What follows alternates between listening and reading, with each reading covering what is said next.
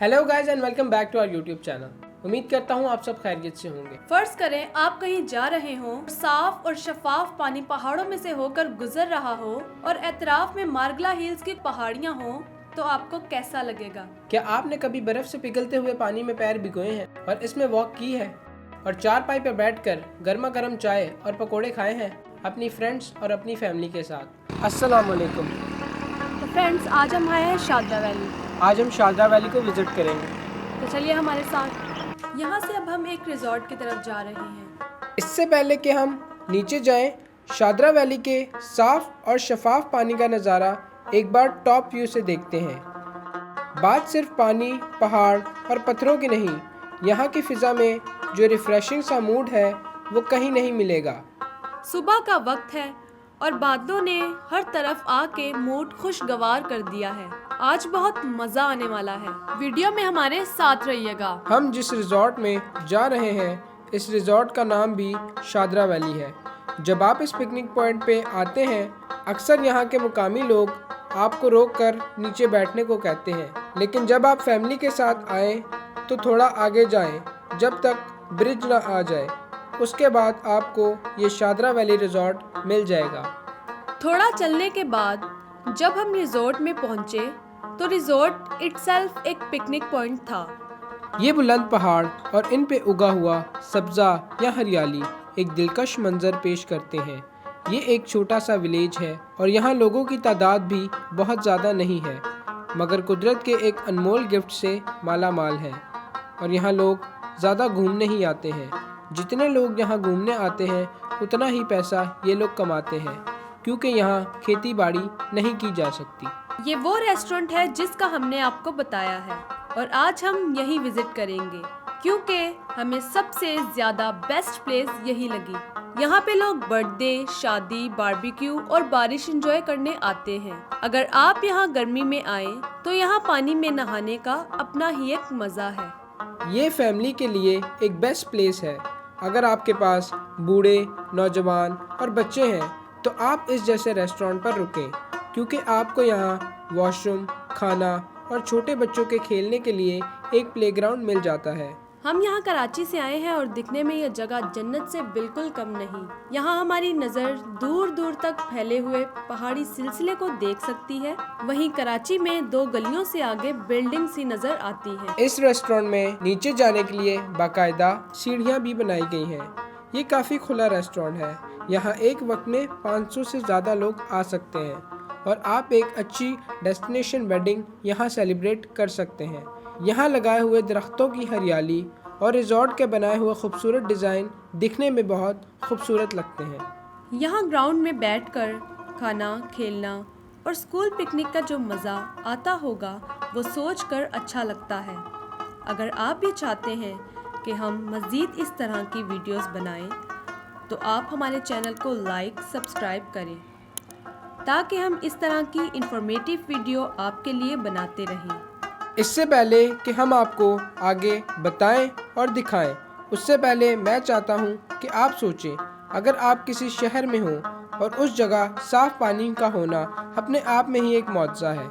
ये हैरान कर देने वाली बात है। सोचें कि अगर आपके घर के पास ये साफ़ पानी गुजरता हो तो क्या ये साफ़ रह पाएगा? अभी आप पानी के अंदर से पत्थर देख रहे हैं, क्या आप उस वक्त देख पाते?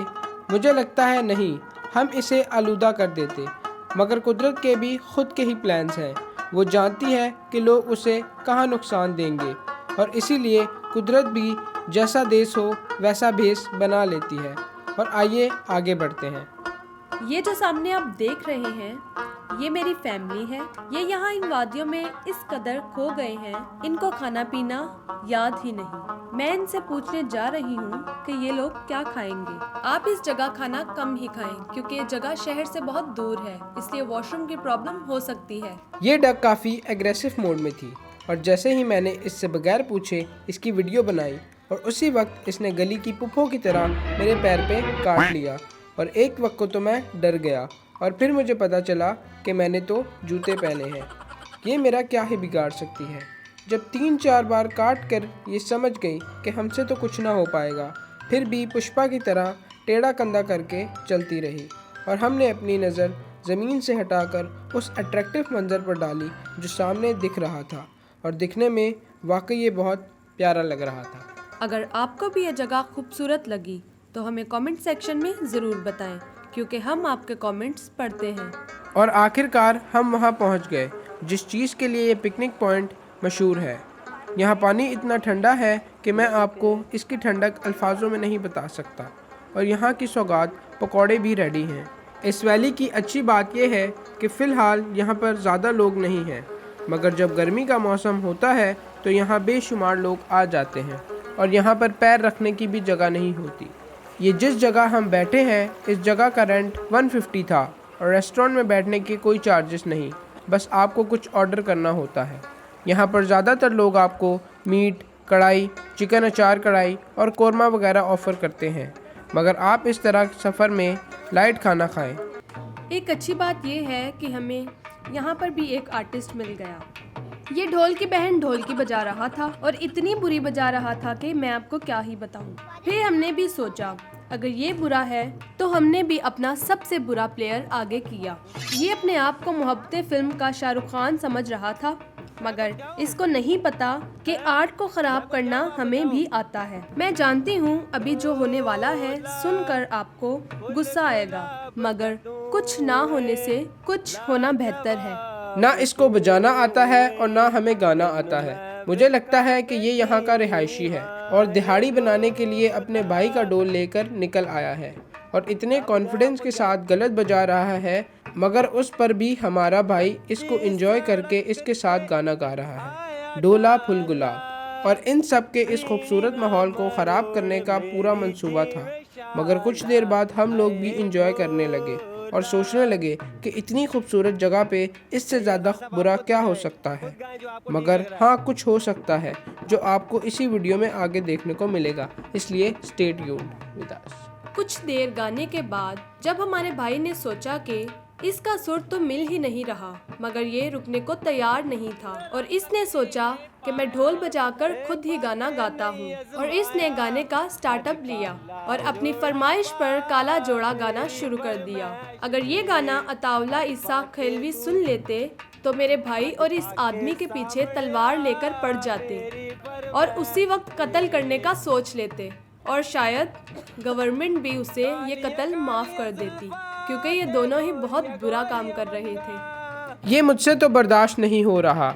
जहाँ मुझे गुस्सा आ रहा था वहीं एक टूरिस्ट नाचने के लिए आगे आ रहा था। इसे शायद लग रहा था कि कोई इंडियन आइडल हो रहा है, और ये भाई भी ऑडिशन देने के लिए पहुँच गए। आप लोग हरगिज़ मत सोचना ये जो आ रहा है ये इनसे अच्छा होगा, हो सकता है ये इन दोनों से ज़्यादा बुरा हो। और अब मैं कुछ देर के लिए चुप कर जाता हूँ ताकि आप ये ख़राब मोमेंट एंजॉय कर सकें।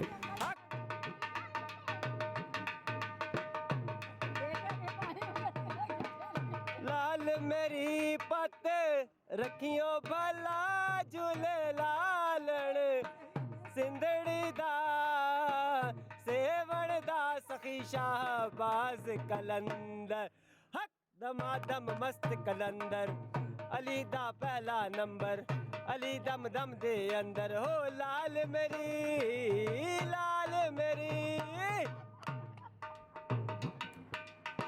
चारों चराग तेरे बलन हमेशा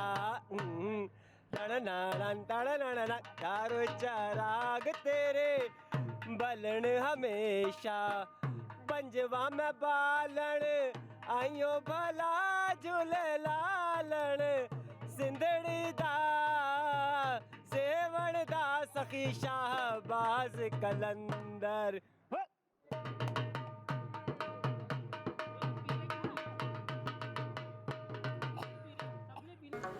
और अब हम इस जगह से वापस जा रहे हैं, और जाने से पहले हम आपको कुछ टिप्स देना चाहते हैं।